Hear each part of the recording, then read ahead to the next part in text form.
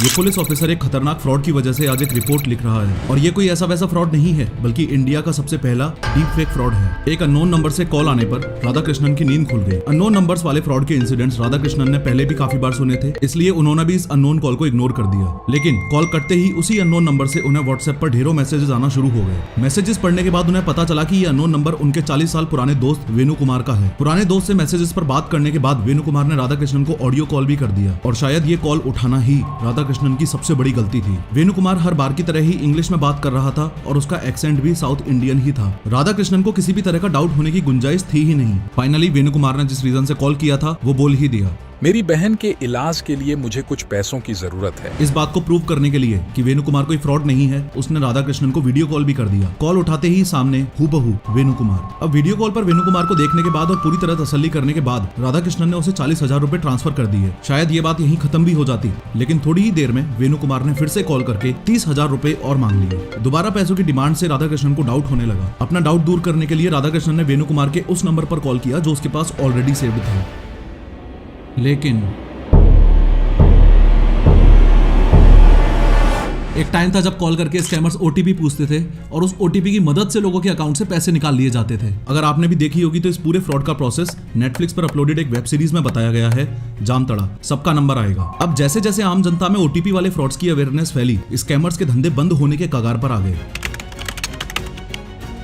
लेकिन technological advancement का एक डार्क साइड ये भी है कि इन रोते हुए स्कैमर्स को इस डीप फेक टेक्नोलॉजी ने कंधा दिया। 74 साल के अरविंद शर्मा अपने नए स्मार्टफोन में कुछ सोशल मीडिया एप्स डाउनलोड कर रहे हैं। इनफैक्ट एक फेसबुक प्रोफाइल बनाकर उसे व्हाट्सएप से लिंक भी कर दिया। खैर, अरविंद ये सब सेटिंग कर ही रहे थे कि उनके पास फेसबुक पर एक वीडियो कॉल आया। कॉल उठाते ही अरविंद की आंखें फटी की फटी रह गई। वीडियो कॉल के दूसरी साइड पर एक लड़की थी, वो भी बिना कपड़ों के, एकदम न्यूड। लड़की को देखते ही कुछ ही सेकंड्स में अरविंद ने वो कॉल काट दिया। थोड़ी ही देर बाद अरविंद के व्हाट्सएप पर एक वीडियो कॉल आया, लेकिन इस बार वीडियो कॉल की दूसरी तरफ है उत्तर प्रदेश के famous police officer ADG Prem Prakash. यहाँ सबसे बड़ा कैच ये है कि रियल लाइफ में प्रेम प्रकाश 2022 में ही रिटायर हो चुके थे और ये कॉल भी कुछ और नहीं बल्कि एक डीप फेक कॉल थी। यानी कि अरविंद के सामने जो एडीजी प्रेम प्रकाश थे वो डीप फेक टेक्नोलॉजी से जनरेट किए गए थे। पुलिस को कॉल पर देखकर अरविंद घबरा गए। इवन इस फर्जी डीप फेक वाले प्रेम प्रकाश ने अरविंद पर लड़कियों से सेक्स चैट्स करने का आरोप भी लगाया। साथ ही ये भी कहा कि ताकि उस पर केस ना हो वो पैसे देके इस बात को यहीं खत्म कर दे। खुद की इज्जत बचाने के लिए अरविंद ने कुछ इंस्टॉलमेंट्स में टोटल 74,000 रुपए इस फर्जी प्रेम प्रकाश को ट्रांसफर भी कर दिए। लेकिन प्रेम प्रकाश और पैसे देने के लिए कंटिन्यू फोर्स करने लगा और हर घंटे कॉल करके पैसे मांगने लगा। बात इतनी बढ़ गई कि इस टॉर्चर से बचने के लिए अरविंद ने आत्महत्या तक करने की सोच ली। आर्टिफिशियल इंटेलिजेंस के कारण और उसमें भी डीप फेक के कारण जो एक नया संकट आ रहा है।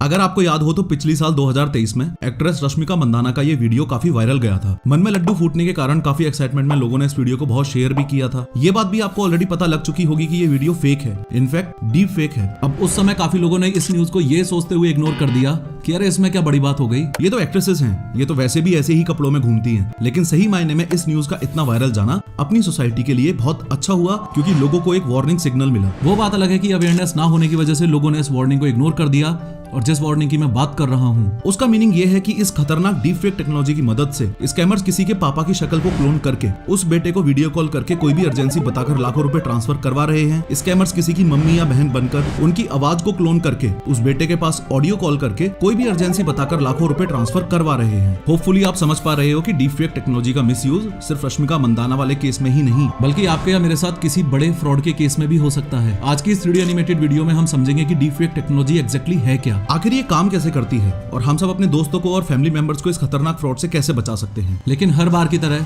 शुरू से शुरू करते हैं। डीप फेक एक आर्टिफिशियल इंटेलिजेंस बेस्ड टेक्नोलॉजी है जो दो चीजों से मिलकर बनी है, डीप लर्निंग प्लस फेक। यहाँ फेक का मीनिंग तो हमको ऑलरेडी पता है, यानी किसी भी इमेज, ऑडियो या वीडियो का एक फेक क्लोन या यूं कह लो कि एक नकली कॉपी बनाना। लेकिन इस वीडियो में आगे बढ़ने से पहले इस डीप लर्निंग शब्द का पता होना भी बहुत ज्यादा जरूरी है। आगे बढ़ने से पहले मैं थैंक्स बोलना चाहूंगा इस वीडियो के स्पॉन्सर उडू को। उडू एक ऐसा जबरदस्त प्लेटफॉर्म है जो आपके बिजनेस को नई ऊंचाइयों पर ले जाने में मदद करेगा। यहाँ आप अपने बिजनेस से रिलेटेड हर काम एक ही जगह पर कर सकते हो, जैसे वेबसाइट बनाना, सेल्स बढ़ाना, फाइनेंस संभालना, स्टॉक मैनेज करना, एम्प्लॉयज के काम का ट्रैक रखना, मार्केटिंग करना एक्सेट्रा। उडू एक ऐसा वर्सेटाइल प्लेटफॉर्म है जो सिंपल, तेज और इफेक्टिव तरीके से आपके सारे बिजनेस ऑपरेशंस को संभालता है। बस एक क्लिक में आप कई एप्स यूज कर सकते हो और इनका यूजर इंटरफेस भी इतना लाइटनिंग फास्ट है कि इसमें सारे ऑपरेशंस सिर्फ 90 मिलीसेकंड्स के अंदर ही फिनिश हो जाते हैं। आपकी बिजनेस नीड्स को पूरा करने वाले उडू के सभी एप्स आपस में कनेक्टेड भी हैं। ये आपके मैनुअल टास्क को कम कर देता है ताकि आप अपने बिजनेस बिजनेस के और जरूरी हिस्सों पर फोकस करके एफिशिएंटली काम करके प्रॉफिट कमा सको। सोचो सिर्फ एक क्लिक में आपको आपके बिजनेस का सारा डेटा मिल जाए, वो भी एक ही प्लेटफॉर्म पर,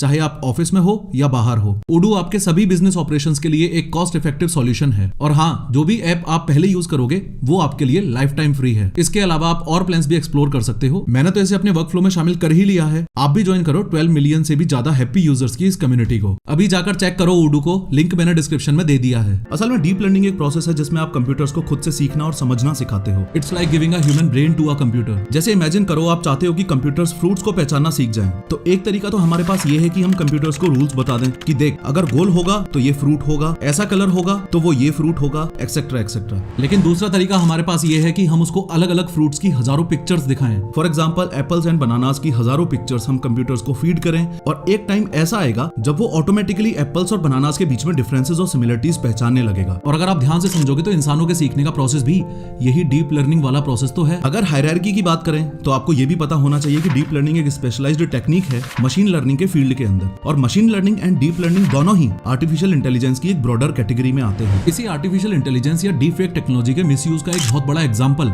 इंडिया में हाल ही में हुए रेसलर प्रोटेस्ट के दौरान देखने को भी मिला था। जो फोटो आपको अभी दिखाई दे रही है वो उस टाइम की है जब पुलिस ने रेसलर विनेश फोगाट और संगीता फोगाट को अरेस्ट किया था। लेकिन इन प्रोटेस्टर्स की छवि को खराब करने के लिए आईटी सेल वालों ने इस इमेज को डीप फेक की मदद से मॉर्फ कर दिया। इनको ऐसे हंसता हुआ दिखा दिया और पूरे सोशल मीडिया पर ये इमेज ये बोलते हुए वायरल हो गई कि देखो रेसलर्स ढोंग कर रहे हैं, मीडिया के सामने प्रोटेस्ट करते हैं, लेकिन अकेले में अपने एजेंडा को लेकर कितने खुश हैं। सिंपल लैंग्वेज में आप ऐसे समझ सकते हो कि डीप फेक टेक्नोलॉजी में न्यूरल नेटवर्क्स बेसिकली दो एल्गोरिदम्स पर काम करते हैं। पहला तो ये जनरेटर और दूसरा है ये डिस्क्रिमिनेटर। जनरेटर के एल्गोरिदम को आप ऐसे समझो कि ये एक पेंटर है, और डिस्क्रिमिनेटर के एल्गोरिदम को आप ऐसे समझो जैसे ये एक जज है। अब यहाँ जनरेटर का या यूं कह लो कि इस पेंटर का काम है किसी भी इंसान की फेक इमेज, ऑडियो या वीडियो को बनाना, और डिस्क्रिमिनेटर या यूं कह लो कि जज का काम है इसको फीडबैक देना और ये बताना कि जो इमेज जनरेटर ने बनाई है वो असल आदमी के जैसी बन चुकी है या नहीं। अगर उस असल आदमी जैसी नहीं बनी तो डिस्क्रिमिनेटर वापस इसको जनरेटर के पास भेजेगा और जनरेटर इसको और ज्यादा एक्यूरेट करेगा, फिर से सबमिट करेगा। अगर फिर से डिस्क्रिमिनेटर इमेज से सेटिस्फाई नहीं हुआ तो वापस जनरेटर के पास इमेज को भेज देगा, जनरेटर इसको ज्यादा एक्यूरेट करेगा, फिर से सबमिट करेगा। ये लूप या ये प्रोसेस तब तक चलता रहेगा जब तक असल आदमी जैसी इमेज नहीं आ जाती। इसी टेक्नोलॉजी का यूज करते हुए ऐसे ही फन के लिए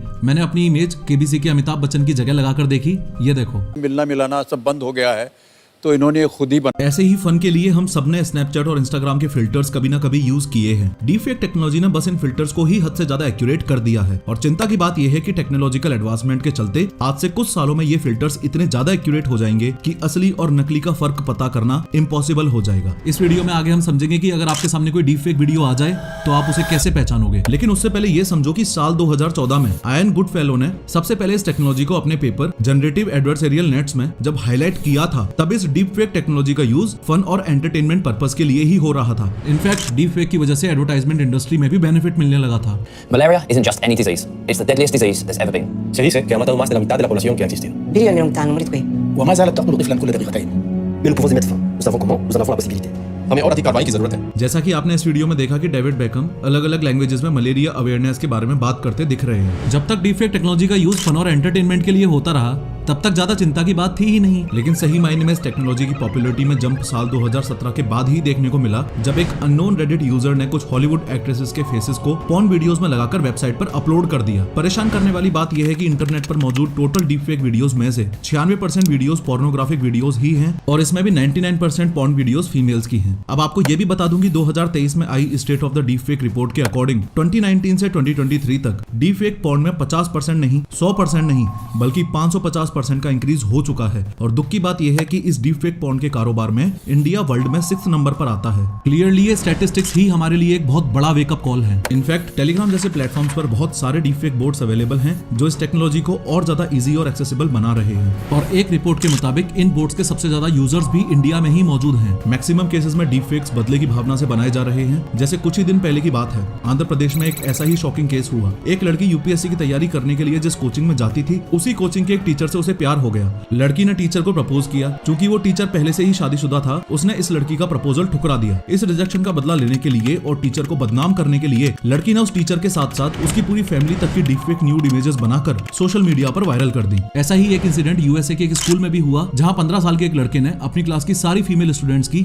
डीपफेक से न्यूड इमेजेस बनाई और इंटरनेट पे वायरल कर दी। अब एक इंपॉर्टेंट सवाल ये भी है कि अगर किसी का डीपफेक वीडियो या फोटो वायरल हो जाए तो क्या इंडिया में कोई ऐसा कानून है जिससे इन डीपफेक्स को रोका जा सकता है? तो आंसर है नहीं। सिर्फ आईटी रूल्स 2021 में इस तरह के कंटेंट को 36 घंटे में रिमूव किया जाना मेंशन्ड है। आप अंदाजा लगा सकते हो कि स्मार्टफोन एरा में 36 घंटे कितना ज्यादा टाइम है। भले ही वो वीडियो नकली डीपफेक हो, अपनी सोसाइटी में तो आस पड़ोसी उसको आग की तरह फैला देंगे और सभी व्हाट्सएप ग्रुप्स में वायरल कर देंगे। डीपफेक की मदद से एक और खतरनाक काम जो किया जा रहा है वो है पॉलिटिकल अनरेस्ट का। आज से कुछ महीने पहले इंडिया टुडे ने दिल्ली में एक स्टिंग ऑपरेशन किया, जिसमें ऐसे लोगों की भी बात सामने आई जो पॉलिटिकल पार्टीज का एजेंडा फैलाने के लिए डीपफेक वीडियो बनाने की सर्विसेज देते हैं और लाखों कमाते हैं। इन सर्विसेज देने वाले बंदों ने ये भी बताया कि वो 11 बंदों की डीपफेक वीडियोस बनाने के लिए 30 लाख रुपए लेंगे, एचडी क्वालिटी में वीडियोस देंगे और आम आदमी उस वीडियो को देखकर ये नहीं पहचान पाएगा कि असली वीडियो है या फिर डीपफेक वीडियो है। इवन इसी डीपफेक के यूज से पॉलिटिक्स में 2-3 बार ऑलरेडी बड़ी कंट्रोवर्सीज हो चुकी हैं।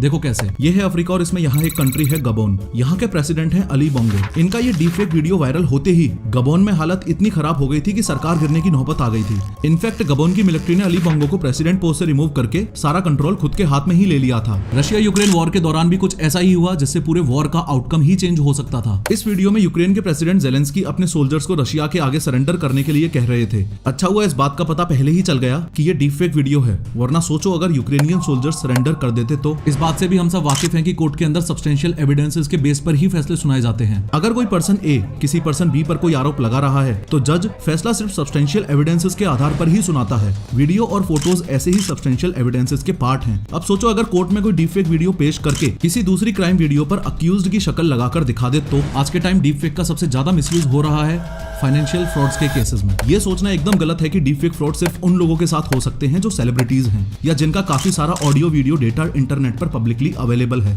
इस बात का एक बहुत ही सॉलिड प्रूफ है 20 जनवरी 2023 को एरिजोना यूएसए में हुआ ये रियल इंसिडेंट। फोन उठाते ही जेनिफर के पैरों के नीचे से जमीन ही खिसक गई। फोन पर उसकी बेटी ब्रियाना रोती हुई बोल रही है, Mom, these bad men have me.